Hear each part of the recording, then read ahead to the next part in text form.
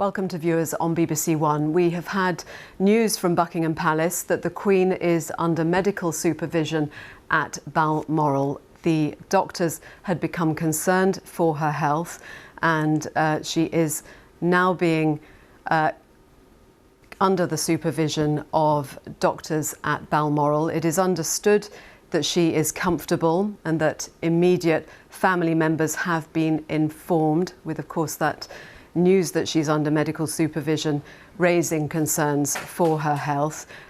Yesterday she pulled out of a virtual Privy Council after doctors ordered her to rest. That was after a very full day on Tuesday, when we see a picture here from the Queen at Balmoral as she met with the new Prime Minister Liz Truss and invited her then to form a government. She'd previously of course met Boris Johnson, so it was a very busy day for the Queen, who has largely been out of the public eye. We've known that she's had mobility issues for some time, and the reason for the meetings with the outgoing and incoming Prime Ministers at Balmoral was because of those mobility concerns for the Queen. In the Commons, the Speaker Lindsay Hoyle has said Queen Elizabeth is in our thoughts and prayers. Let me bring in the royal commentator Robert Hardman, joining us on the line now.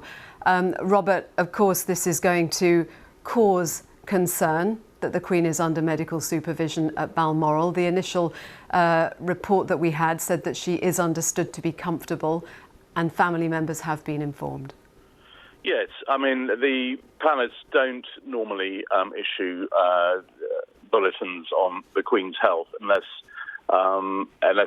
it's significant. I mean, the last time the sort of statement, as it were, came out of the blue was to let us know earlier this year that she'd been diagnosed with COVID. But on the whole, the view is if she's not undergoing some sort of hospital medical procedure, then these are private matters. So clearly the fact that the palace have seen fit to put out a statement, it is grounds for concern. I mean, the fact she's comfortable, she's at Balmoral, where she's very much more relaxed at Balmoral than probably anywhere else. I mean, that's a positive. But I think, echoing the words of the Speaker, I think all our thoughts will be with her at this time. And Liz Truss, the Prime Minister, has said the whole country will be deeply concerned by the news from Buckingham Palace this lunchtime. She's added, "My thoughts and the thoughts of people across our United Kingdom are with Her Majesty the Queen and her family at this time." She has sort of pulled away from the public eye, hasn't she, because of those concerns around her mobility. But nonetheless, of course, she has been absolutely central this week to what has been happening in terms of the politics and the new Prime Minister and the ceremony of that happening at Balmoral because of the concerns around her health. Yes, I mean, this week we were reminded of our absolutely central role at the apex of our constitutional system. It is the Queen who appoints Prime Ministers, and that she was very, very keen and determined to undertake that particular duty. Obviously, in recent months, we've seen the Prince of Wales taking on more and more of her regular duties. We saw, for example, him standing in at the state opening of Parliament, him representing her at the Commonwealth Day observation. He's frequently now, for several years now, taken her place at the Cenotaph on Remembrance Sunday. So, little by little, he's taken on these key roles. But that central role of appointing the Prime Minister, which goes to the absolute heart of our monarchy, she was determined to do that. And I think, it was a demanding day, because it's not just a case of a handshake and a photo. You've got to say goodbye to one Prime Minister, welcome another. There's a lot of toing and froing. There are sort of cameras coming in and out. It was a big day, and clearly I think it has left her, as the palace saying, under medical supervision. So I think there will be all sorts of speculation, but I think the two key things are that she is comfortable and she's where she's happiest. Stay with us if you can, Robert. Yes, as Robert was saying, we have had a statement from Buckingham Palace. It's brief.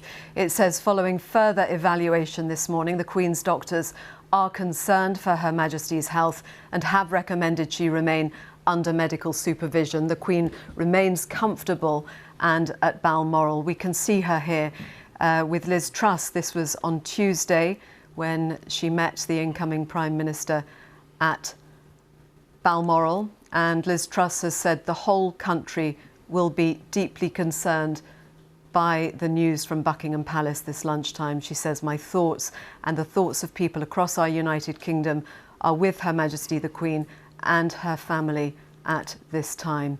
And we understand the Queen's immediate family members have been informed. Of course, this latest announcement has raised concerns about Her Majesty's health. She is under medical supervision at Balmoral. Let me bring in our health editor, Hugh Pym. What sort of medical assistance would be on hand at Balmoral, Hugh? Well, I think, Joanna, the first thing to say is it's highly unusual for Buckingham Palace to make a statement like this about the Queen's health, and to say that doctors are concerned. That is certainly something that we haven't heard before in so many words, and that she's under medical supervision at Balmoral.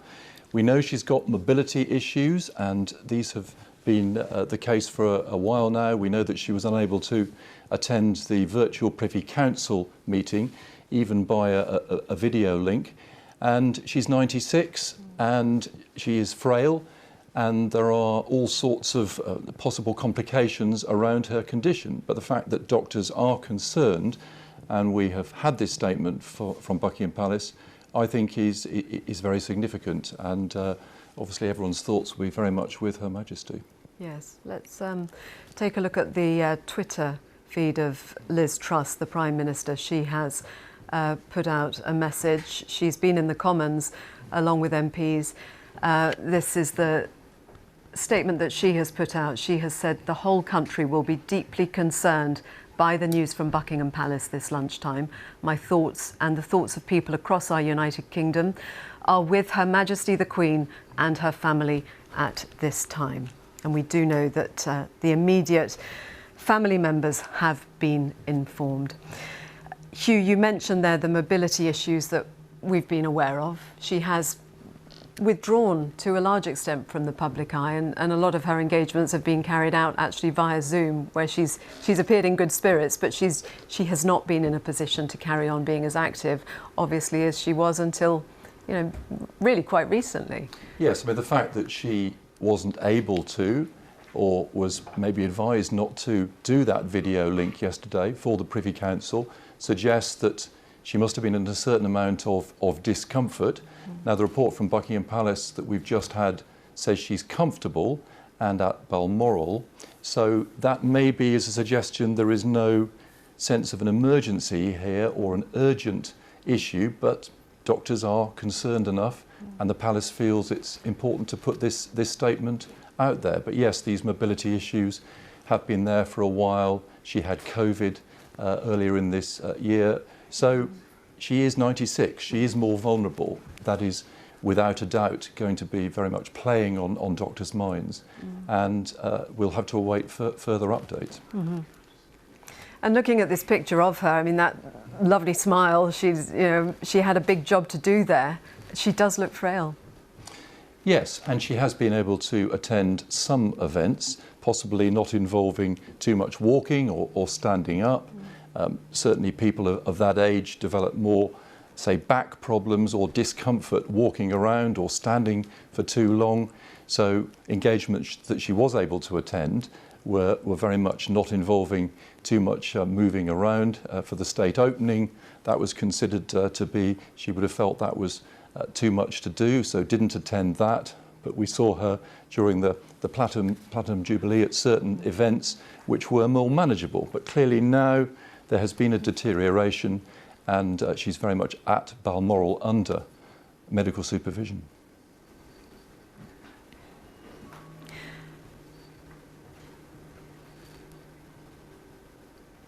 And we are just, of course, bringing you up to date, if you're just joining us at home, with the news that we have had from Buckingham Palace, that statement saying that the Queen is under medical supervision at Balmoral after doctors became concerned for her health. This news came as MPs were gathered in the Commons. We've had a statement from Liz Truss, the Prime Minister. We also understand that Prince William is heading to Balmoral.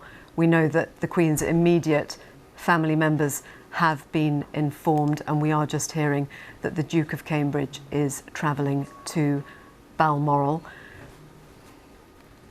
And Hugh, do we know, are other family members at Balmoral with her? I think at the moment that's not entirely clear. She obviously received Boris Johnson on Tuesday, the outgoing Prime Minister, and then Liz Truss arriving, and the Queen invited Liz Truss to form a government. So she had those visits. It would have been a very tiring day, going through what she'd have seen. The Queen is very important as her constitutional role, appointing the leader of the largest party in the Commons to form a government, and that was Liz Truss. And she'd been very keen to do that. What we don't know is to what extent she was feeling quite frail at that point, and that was difficult for her. Certainly, you know, she does look frail in some of the images we saw that day. And in terms of family who were there or thereabouts, we've just heard some are heading for Balmoral, indicating a degree of concern amongst the royal family, amongst the Queen's immediate family. Which would be natural, because whatever, you know, the fact that doctors are obviously have said that there is concern, and she is 96, you would expect, of course, family members to want to go and see her.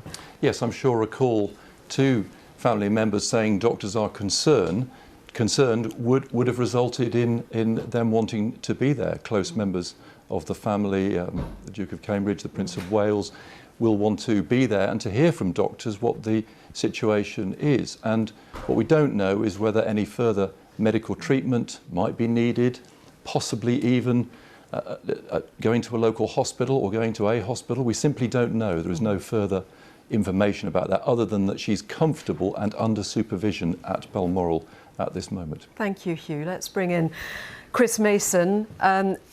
Chris, we are, of course, covering this statement from Buckingham Palace that the Queen is under medical supervision at Balmoral, and there has been some political reaction. There has been political reaction, and you could see the faces of concern within the House of Commons whilst listening to the statements that we brought you a little earlier on energy prices from the Prime Minister. There were notes being handed around. The Prime Minister was briefed, as were the leader of the opposition and the Speaker, and people shortly after that left the chamber, and you could tell from the tenor and tone and the facial expressions in there the concern that there is here about the Queen's health. Since then, as you mentioned, but for viewers just joining us, a statement from the Prime Minister saying the whole country will be deeply concerned by the news from Buckingham Palace this lunchtime. My thoughts and the thoughts of people across the United Kingdom are with Her Majesty the Queen and her family at this time. As we've been reflecting, it's been a busy week for the monarch, with that handover of power, her playing that crucial constitutional role in the resignation of one Prime Minister and the assumption of office of another.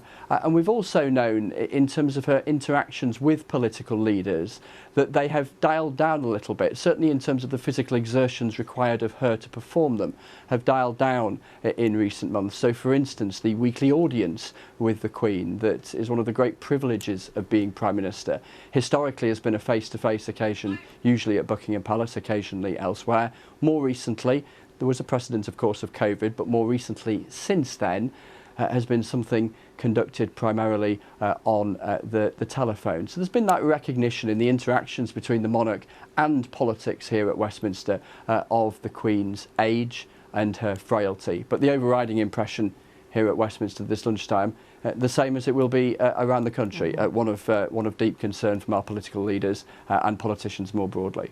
Yes, and it is news, obviously, that people will be digesting, as Liz Truss says, with concern, that news from Buckingham Palace that the Queen is under medical supervision at Balmoral.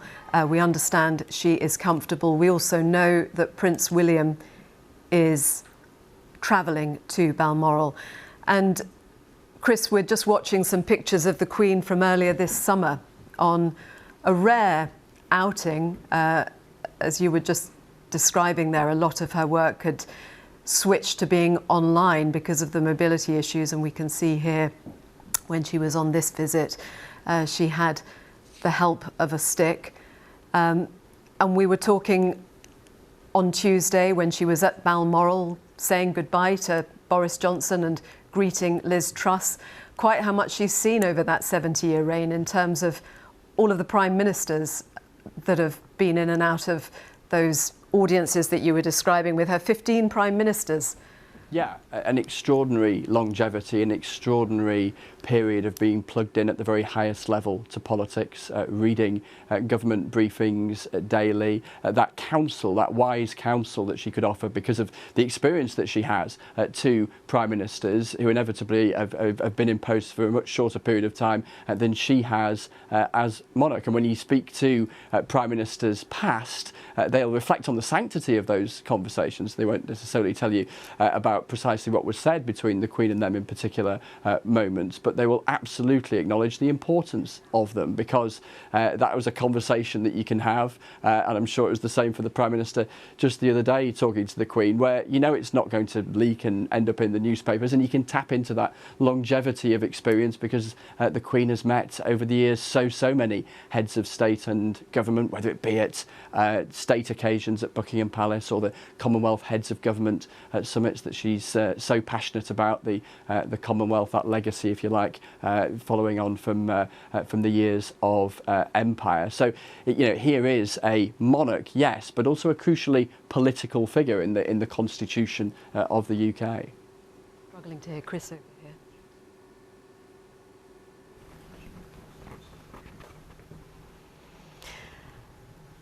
And Chris, the absolutely key role that the Queen plays in all of these state events is you know, something that has been a very important feature, and not least when we look at this picture and also think about the fact that as power passed from Boris Johnson through to Liz Truss, for that short period between the two prime ministers being in office, executive power rested with the Queen. Yeah, she sits at the apex of our constitutional system and is the bookmark, if you like, through all of our big political moments and some of the smaller ones that kind of oil the wheels of how the British state works. And in fact, you know, just the other day, she was meant to chair what's known as the Privy Council, a gathering in private of most senior political figures, and that was postponed in order to give her time to rest after the meeting she'd had with an outgoing Prime Minister in Boris Johnson and an incoming one in Liz Truss. But in a public sense, her role, the role of the monarch, absolutely central. The state opening of Parliament, the Queen's speech, as it's called, delivered by the monarch, but written by the government. That emphasis that you see on days like that of how the monarch and the broader royal household and Parliament sit and work together. Now, we saw, of course, in the most recent Queen's speech, another example of the Queen taking a more backseat approach, it not being delivered by her, that recognition of her age and her growing frailty, but also that desire, as illustrated very vividly the other day. We saw the photos, didn't we, from Balmoral just the other day, of wanting to be there, even in her advanced years and at an advanced age, at that central constitutional moment of the passage of power from one Prime Minister to another. And as you say, albeit briefly, whilst the motorcades made their way through the Aberdeenshire countryside, that executive power lying with her after the resignation of one Prime Minister and for the couple of minutes it took for Liz Truss to arrive and be appointed as his successor. Chris, if people are just joining us, just to say that the statement from Buckingham Palace has said that the Queen is under medical supervision at Balmoral. It is understood she is in a comfortable condition and that immediate members of the family have been informed, and we understand that Prince William is currently now heading to Balmoral. The Prime Minister, Liz Truss, has put out a message to say her thoughts, as are the thoughts of the whole country, with Her Majesty and her family. BBC News.